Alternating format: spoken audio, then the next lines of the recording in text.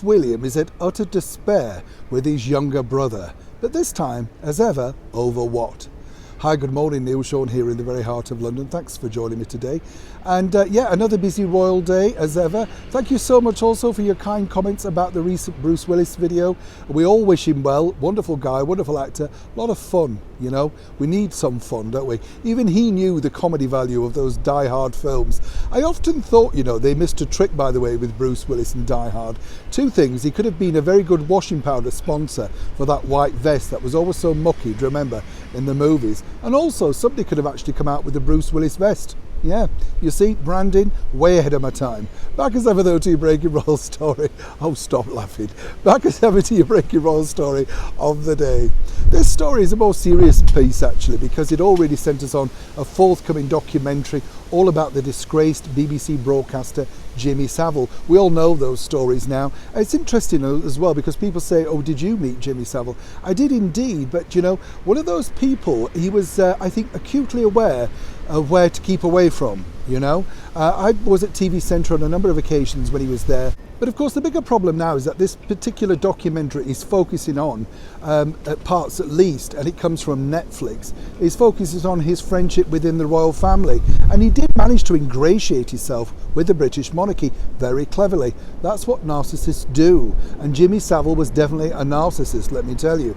But more importantly, this documentary really is painting Prince Charles in a very bad light, because you may have read this, that Prince Charles apparently sought his advice about what to do in PR terms.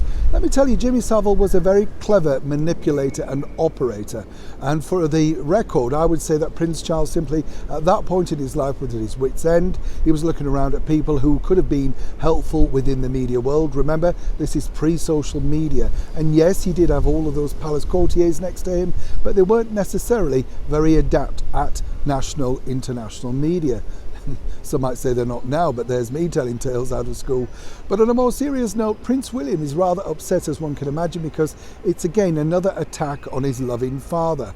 And what baffles Prince William, and this has been told to me by a very good source close to the Prince, is that how could Prince Harry possibly still associate himself with an organisation like Netflix that continues to bash his family? Let's not forget, we have The Crown, we've had other documentaries, we've had the musical about Diana, and now of course we have this documentary which is highly focused on Jimmy Savile but brought in the monarchy once again. Now, you know, as I say, I'm equally balanced. We all know the stories about Prince Andrew and how unsavoury that's been. But more importantly right now, if you look at it from Prince William's point of view, you would look and say to yourself, well, why is Prince Harry still sticking with them? The obvious reason is, of course, he wants the money, he needs the deal. But it's very easy now for Netflix, knowing that Prince Harry's basically in their pocket, and as ever we have to say allegedly, because they can simply do what they want. And obviously Netflix does commission these documentaries, so they're totally aware of the good and the bad PR that they're going to receive.